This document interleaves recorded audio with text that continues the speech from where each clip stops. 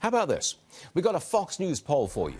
70% think it's okay to tax the rich much more on incomes over $10 million. 44% say it's okay to raise taxes big time on people making more than $250,000. Tax the rich appears to be very popular. How about that? Ed Conard is with us, former partner with Bain Capital.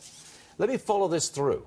Let's suppose that, just say, a 70% top tax rate was imposed on high-income Americans, as AOC wants. 70%.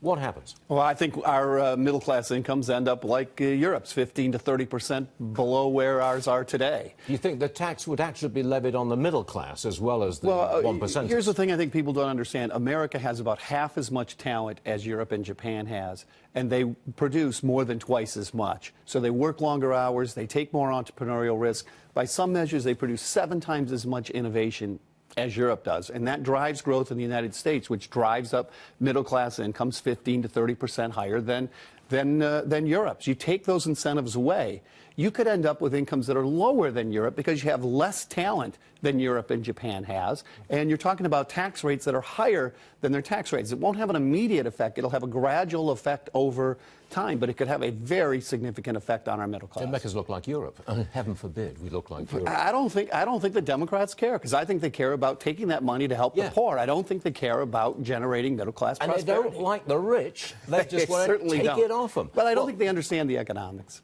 No, I don't think they do. I don't think they care either. Senator Elizabeth Warren, now she's set to propose a wealth tax. She wants to take 2% of any dollar that people have over $50 million and 3% on any dollar over $1 billion. That sounds attractive, I suppose. It's not that much for them to pay, but what effect would it have? Well, I think one way to think about that is, on average, capital produces about a 5% return. So if you tax at 2%, you're talking about a 40% tax on the income. We already have a 30%, 20 to 30% tax on capital gains. So you're talking about extending the 70% from labor income to capital income. I think it has the same devastating effect, which is it greatly demotivates people. You have a bunch of people in Silicon Valley who are trying to get rich so they don't have to work. If you take away their incentive to get rich by taking all that money away from them, all the value of that money, what incentive do they have to try to take the risks that produce the innovation that grows the economy? And you're using the right word.